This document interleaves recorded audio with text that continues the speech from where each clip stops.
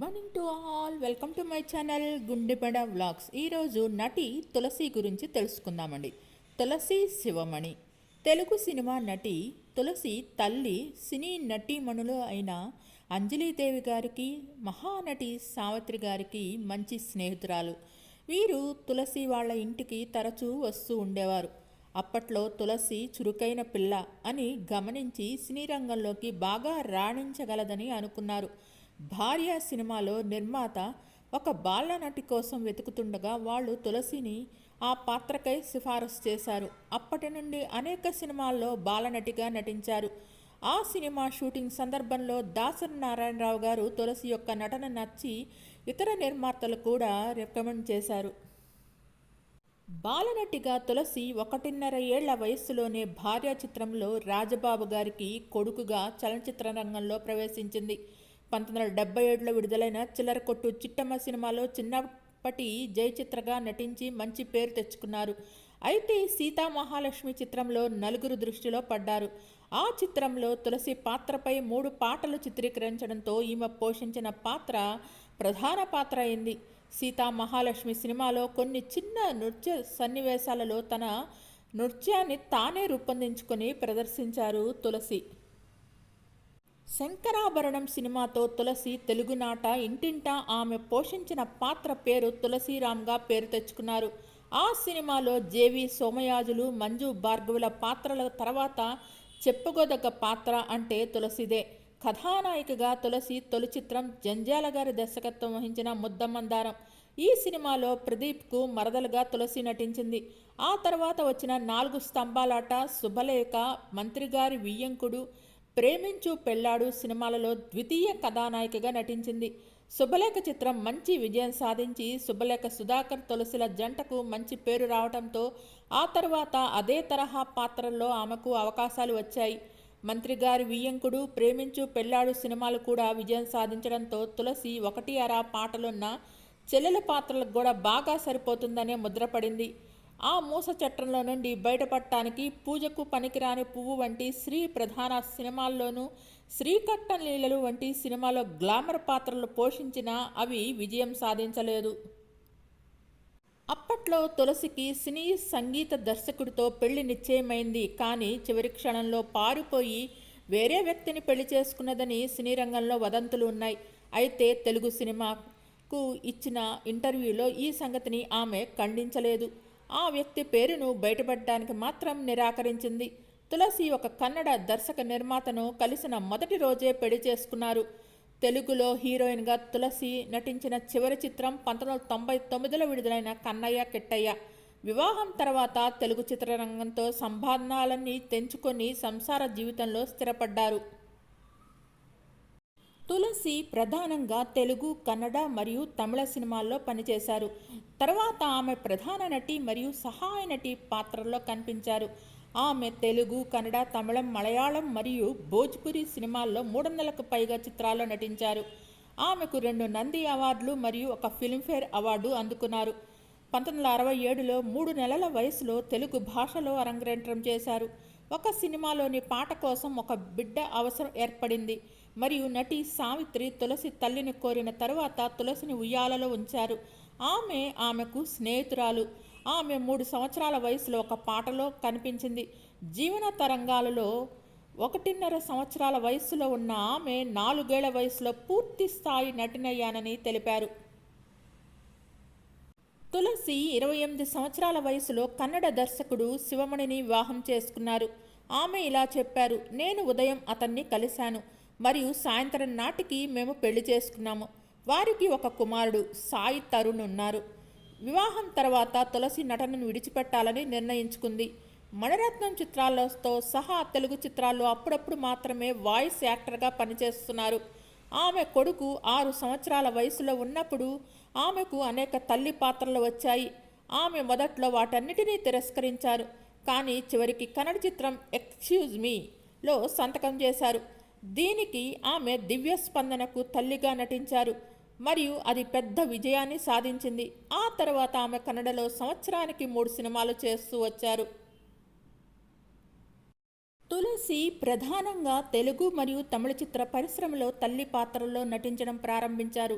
శశిరేఖ పరిణయం, mister perfect, darling, శ్రీమంతుడు, ఇద్దరు అమ్మాయిలతో తెలుగులో నేను లోకల్, మహానటి, డియర్ కామ్రేడ్ మరియు పిళ్ళయార్ తేరు కడైసై వీడు, ఈసన్, మంకద, సుందర పాండియన్, తమిళ్ అదలా పాండియన్, అడహాల్, మనీషా యాదవ్ పాత్రకు తల్లిగా నటించిన అదలాల్ కాదల్ సివీర్ తన జీవితాన్ని మార్చివేసి స్క్రీన్ మదర్గా గుర్తింపు తెచ్చిందని తులసి చెప్పారు.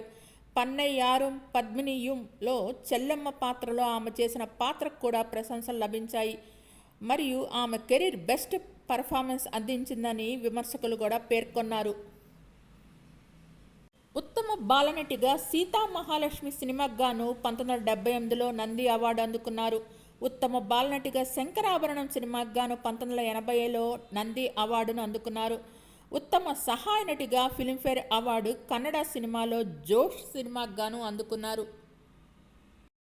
నటి తులసి భవిష్యవాణి చెప్తారంటారు. అది మా తాతగారి నుంచి వారసత్వంగా అబ్బింది. నువ్వు చెప్పేదంతా జరగాలమ్మా, నీ ప్రేమే జనాన్ని మారుస్తుంది, నీ మనసు చాలా క్లియర్గా ఉంది, ఇలాంటి వారి మనసులోనే పాజిటివిటీ ఉంటుంది అని అనేవారు. ఆయనే నాకు మంత్రోపదేశం చేశారు. దైవవాక్కును నా ద్వారా ప్రజలకు చెప్తాను, అది నాకు చాలా ఇష్టం కూడా. నా నోటి నుంచి వచ్చిన వాక్కుల్లో ఇప్పటిదాకా ఒక్కటి కూడా తప్పలేదు. అది మా తాత ఘనత. డాక్టర్ ముత్తా వెంకటరామయ్య, ఆయన 30 ఏళ్ల పాటు ఇందిరాగాంధీ గారికి ఆధ్యాత్మిక సలహాదారుగా ఉన్నారు. ఆమె డాక్టరేట్తో కూడా సత్కరించారు.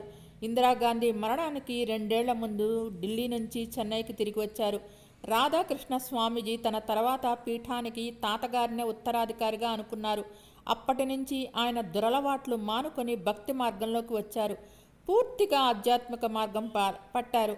సాయిబాబా బోధనలను జనంలోకి తీసుకువెళ్లారు. సాధారణ పంచ కట్టుకొని విభూతి ధరించేవారు. ఆయన ఆహార్యం ఎవరిని అనుకరించినట్టుగా ఉండేది కాదు. ఇందిరాగాంధీ, జయలలిత, ఎంజీఆర్ ఆయన్ని కలిసేందుకు వచ్చేవారు. నేను గుడికి వెళ్ళటం చాలా అరుదు. ఆ రోజుల్లో ఆయన నువ్వు గుడికి వెళ్లాల్సిన అవసరం లేదమ్మా అనేవారు. అది ఎందుకో ఇప్పుడు అర్థమవుతుంది. హృదయంలో మలినం లేకుండా ఉంటే చాలు అనేది నా నమ్మకం.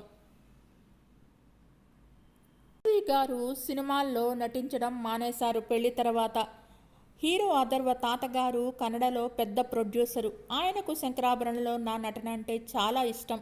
ఒకరోజు మా ఇంటికి వచ్చి మా వారితో మాట్లాడారు. పండరీబాయి లాగా తులసి మంచి మదర్ అవుతుంది, చాలా హోమ్లీగా ఉంటుంది, బాబు కూడా స్కూల్కి వెళుతున్నాడు కాబట్టి సినిమాలు చేయమని చెప్పు అని అడిగేవారు.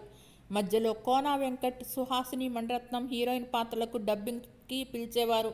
కానీ ఫ్యామిలీ లైఫ్ చాలా ఆనందంగా ఉండాలనేది నా కోరిక. అందుకే కంబ్యాక్ అసలు వద్దనుకున్నాను. కానీ మా తాతగారు you will die with cinema అనేవారు.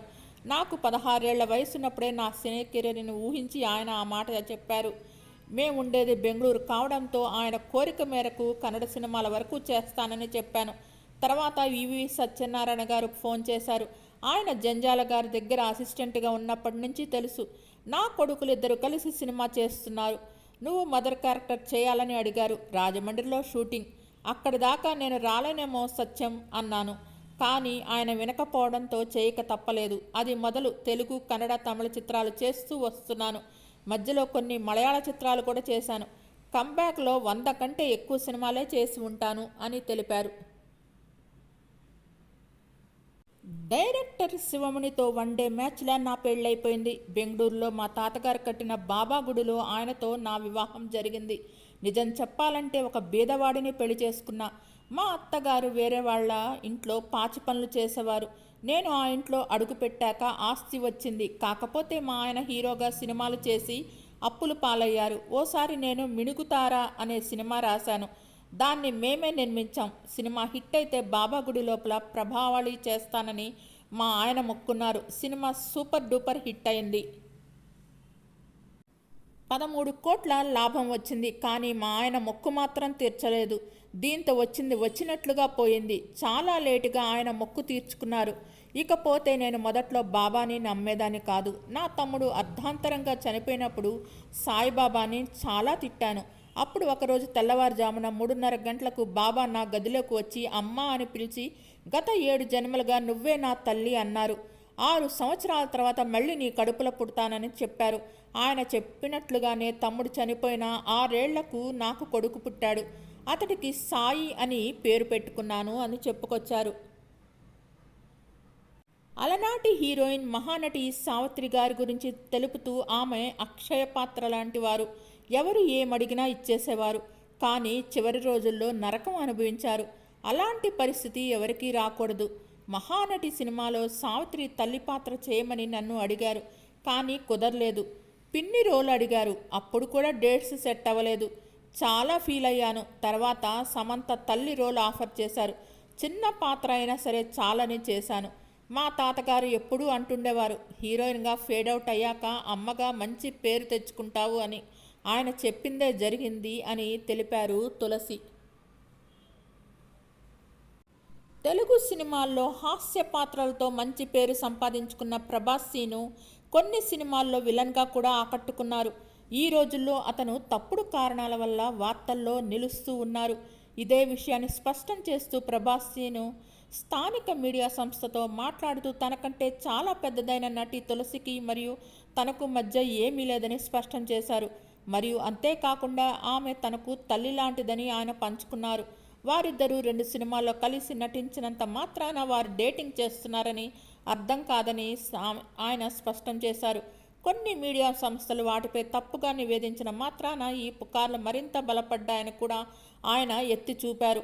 ఆ నటి తనతోనే కాకుండా తన భార్యతో కూడా మంచి అనుబంధం ఉందని ఆయన పేర్కొన్నారు. ఈ వార్తలపై తన భార్య స్పందన గురించి అడిగినప్పుడు ప్రభాస్ సీను తన భార్య అలాంటి వార్తలను చూసి నవ్వుకుందని తెలిపారు.